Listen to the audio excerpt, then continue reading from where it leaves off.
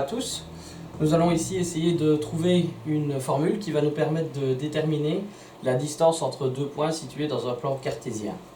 On va prendre deux points en exemple ici, le point A coordonné de 1,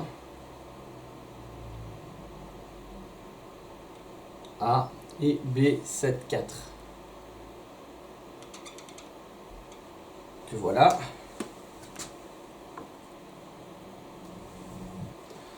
Alors ici, il n'est pas question de mesurer simplement comme ceci la distance entre A et B, ça ne fonctionnerait pas, puis il faudrait travailler à l'échelle et on aurait quelque chose de pas très précis. Forcément, on est limité par les graduations de l'instrument de mesure et par sa précision au niveau de la pose, la grosseur du trait, bref. On va essayer de déterminer la longueur de AB uniquement en utilisant les coordonnées cartésiennes des points. Alors les coordonnées cartésiennes, vous avez forcément l'horizontale, donc pour rappel l'abscisse, et la verticale, l'ordonnée. On ne peut donc travailler que sur les axes horizontaux et verticaux. C'est pour ça que nous allons en fait essayer d'utiliser, c'est aussi le chapitre, le théorème de Pythagore, de façon à calculer AB en utilisant d'une part une projection horizontale sur l'axe des abscisses et une projection verticale du segment sur l'axe des ordonnées. Pour ça, vous avez compris, il faut évidemment trouver et créer un triangle rectangle. Il faut donc rajouter un point C. Voilà.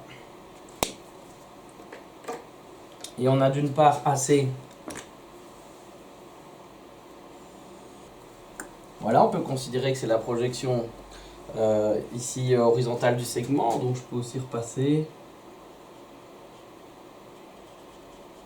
Voilà, là on est sur l'axe des abscisses, bien sûr.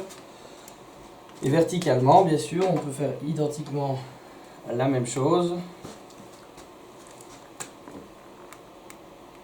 Voilà, baisser verticalement. Donc l'angle droit, évidemment, se situe de façon opposée à l'hypoténuse. Voilà, sommet C. Et vous avez la projection verticale aussi du segment BC.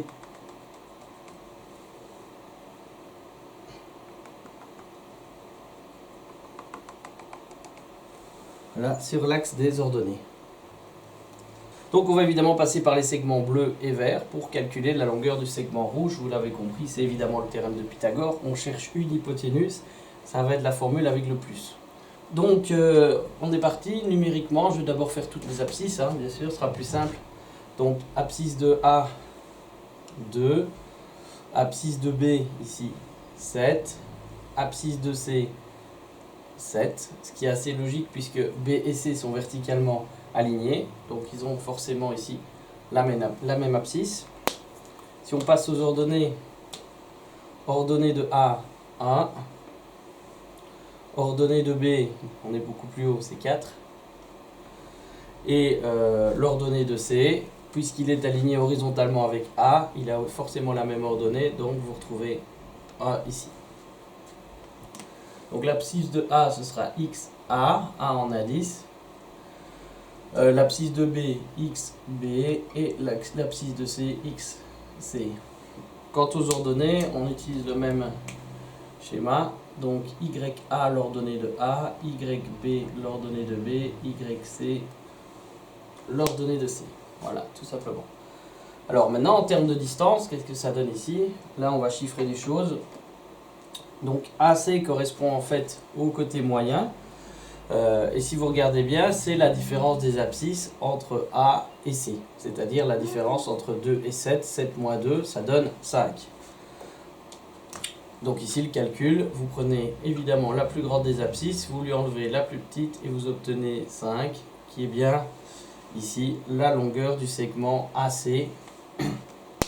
Évidemment, puisque B et C ont la même abscisse, c'est exactement la même chose que si vous preniez l'abscisse de B, qui est alignée avec C, et que vous lui enlevez l'abscisse de A. Donc c'est tout simplement la différence des abscisses aussi entre B et A. C'est aussi 7 moins 2, c'est-à-dire 5.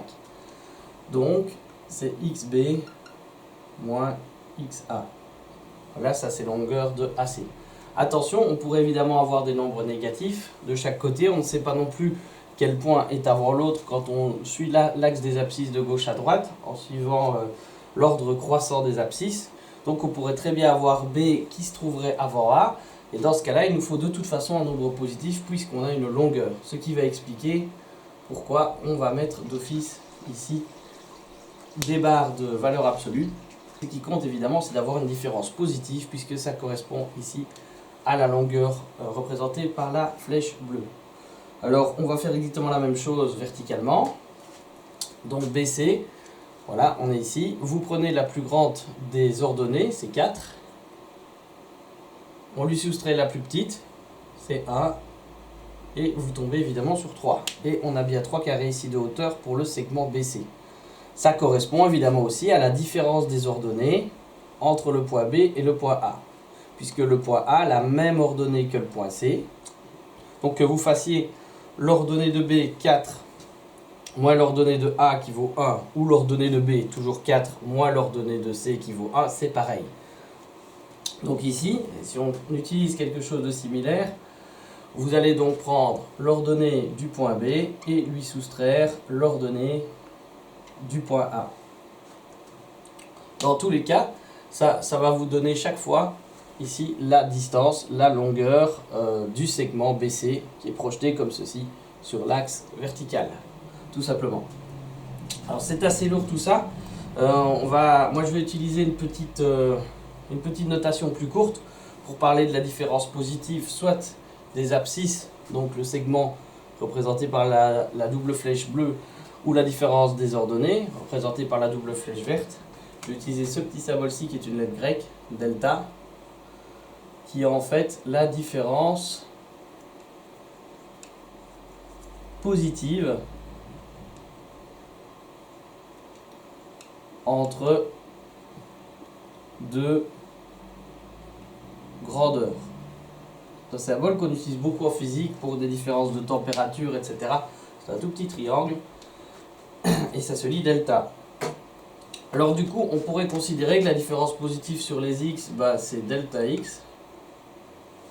Quant à la différence des ordonnées, évidemment, c'est delta y. Si on les replace ici sur le dessin,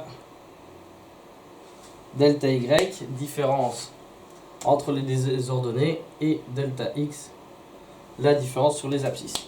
Ça représente en fait la façon de calculer les deux longueurs bleues et vertes. Il n'y a plus qu'à utiliser le théorème de Pythagore. Alors évidemment avec une somme, puisque ici c'est une hypoténuse qu'on cherche, et on est parti puisque on aura le carré de 5, le carré de 3, on va prendre la racine de tout ça, 9,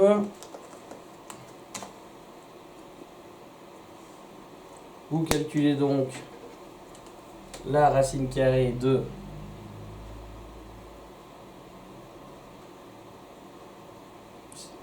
plus ou moins 5,83. Comment évidemment on peut coder ceci sous forme de formule?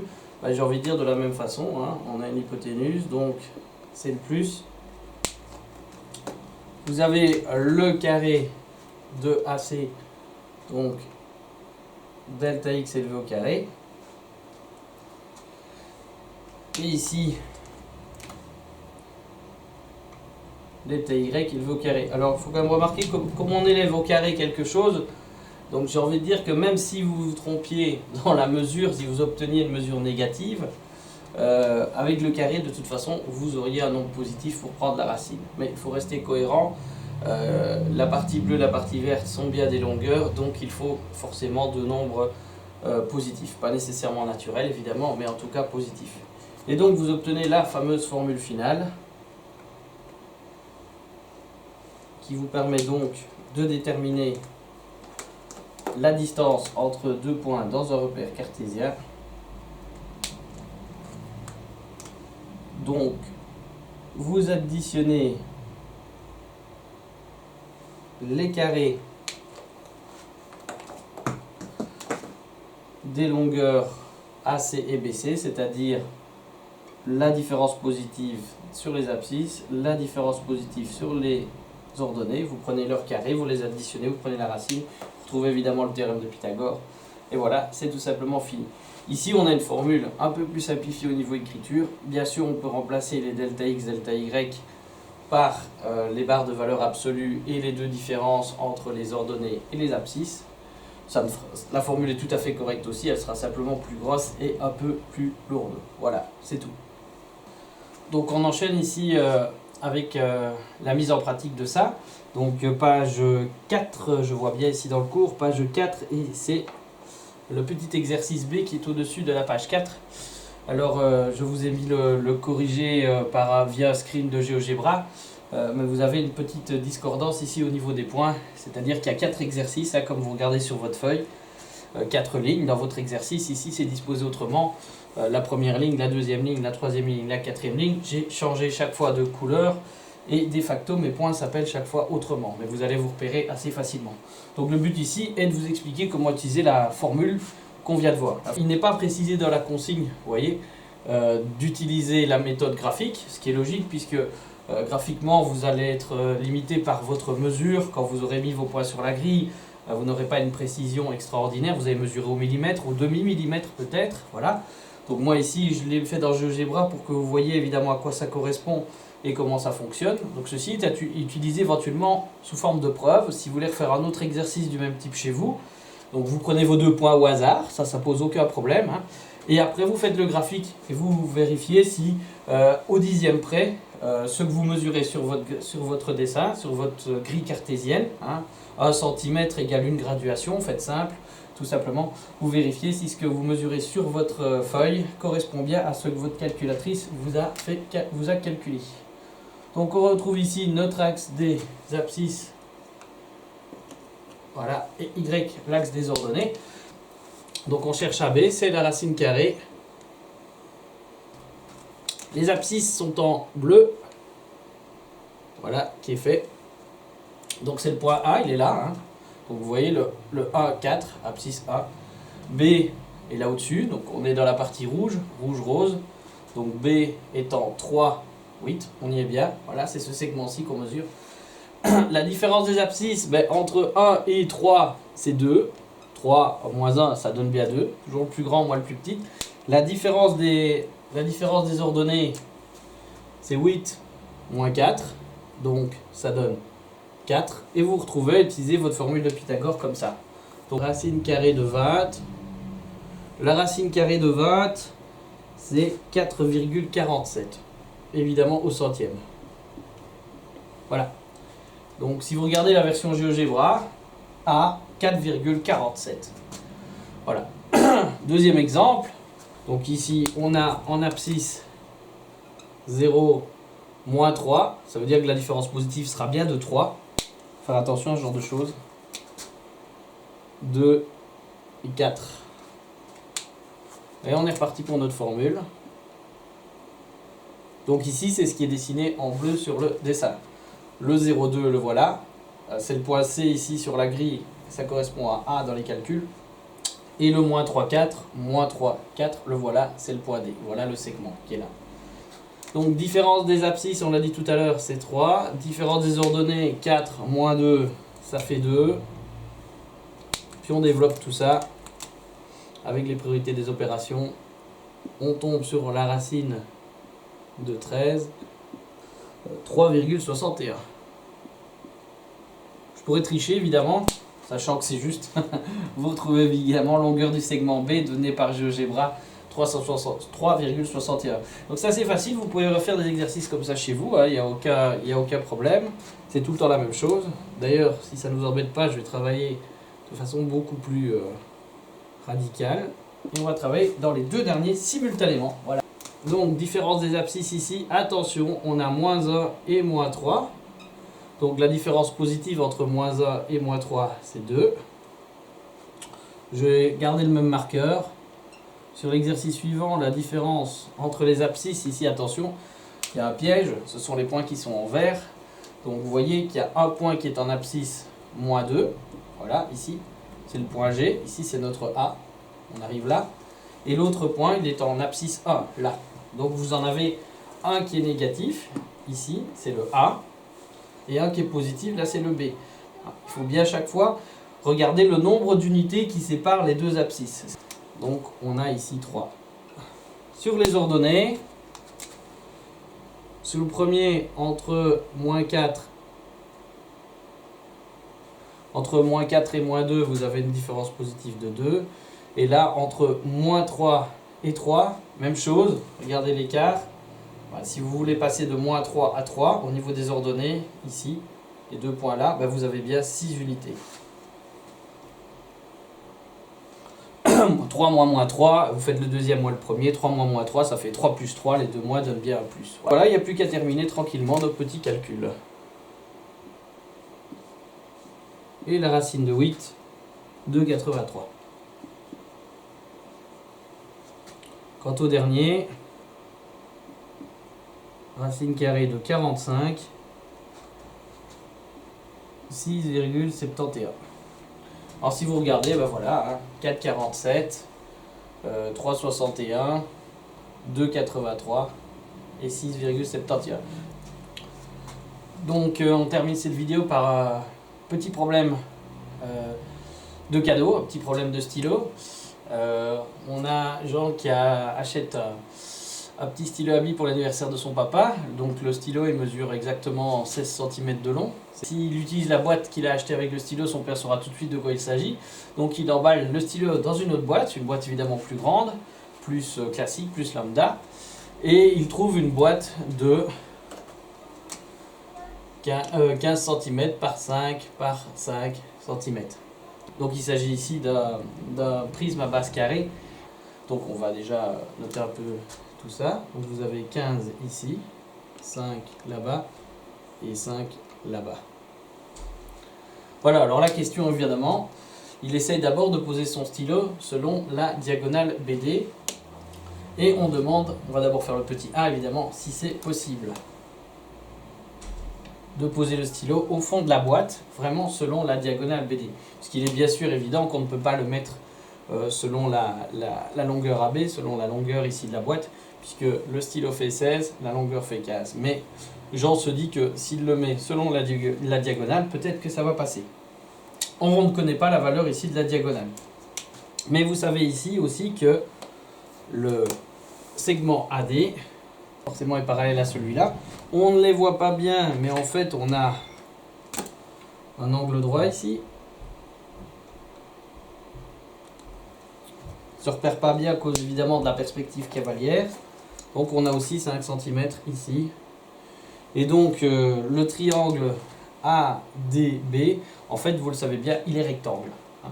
Puisque ADCB, c'est le plancher, on va dire, de la boîte. Donc la face qui est en contact avec le sol ou la surface sur laquelle la boîte est posée.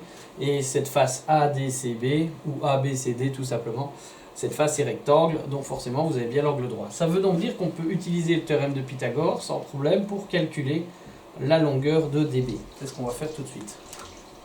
Alors on cherche l'hypoténuse. Cette fois-ci la partie bleue c'est ce qu'on cherche. Et donc les deux autres côtés sont 15 et 5. On est parti. Donc somme, puisqu'on cherche l'hypoténuse, carré, carré, 15, 5, et on va voir ce que ça donne. Vous obtenez la racine carrée de 250, elle fait 15,81 cm. Donc le stylo mesurant 16 cm, la diagonale, en tout cas de la face, on va dire plancher, mesurant 15,81, forcément il ne peut pas ranger le stylo complètement à plat sur le fond de la boîte. C'est pas possible, car 16 est plus grand que 15,81. Donc le stylo est trop grand pour être rangé à plat selon la diagonale. Alors petit b évidemment, partie intéressante. Est-ce qu'il y a une autre possibilité de ranger ce stylo? Alors vous allez me dire, s'il ne peut pas poser le stylo à plat, pourquoi est-ce qu'il ne l'inclinerait pas? Donc il serait toujours dans un plan qui passe évidemment, qui comprend la diagonale DB, mais le stylo serait légèrement incliné vers le dessus, ce qui fait que ça lui permettrait avec un certain angle de gagner un peu de longueur, puisqu'il lui manque pas grand chose, hein. Ici en termes de, il lui manque 19 centièmes de centimètre, donc c'est pas grand chose. Donc la question serait de savoir quelle est la longueur la plus grande possible dont il dispose dans cette boîte. Alors les deux points les plus écartés, évidemment Et il y a aussi moyen de faire AG, mais ici ce serait toujours, en imaginant que le stylo est comme ça, de l'incliner et de le remonter, donc d'aller de D à F. Donc il faut vraiment imaginer que vous avez un plan, voilà, et ce plan en fait coupe votre boîte en deux, tout simplement.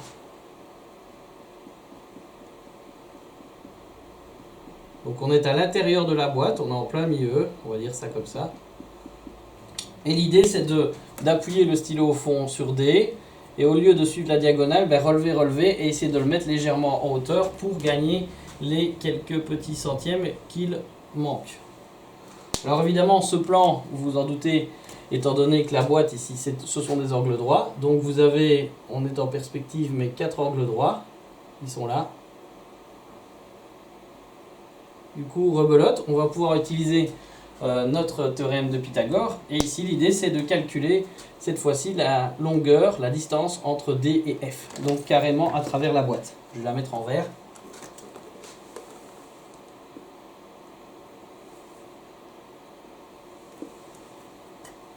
C'est tout à fait possible de calculer DF, puisque le plan qui est représenté là en bleu à l'écran, en fait, outre les 4 angles droits, il a, grâce à ces 4 angles droits, DF en fait partage ce plan en 2 triangles rectangles. Donc vous avez le triangle DFB, on va dire en bas à droite, hein, de notre côté, et plus loin vers l'arrière de la boîte, vous avez le triangle DHF. Évidemment, ils sont parfaitement isométriques, et dans tous les cas, l'objectif est de calculer DF.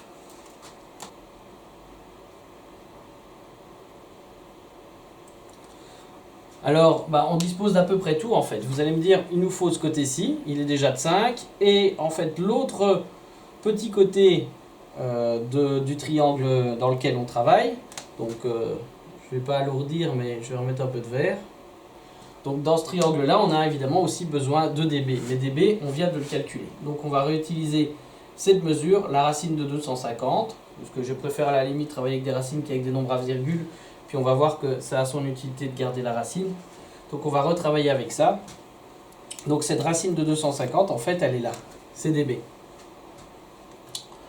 Donc, qu'est-ce que ça donne? De nouveau, ici, vous cherchez une hypoténuse. Donc c'est la formule avec le plus.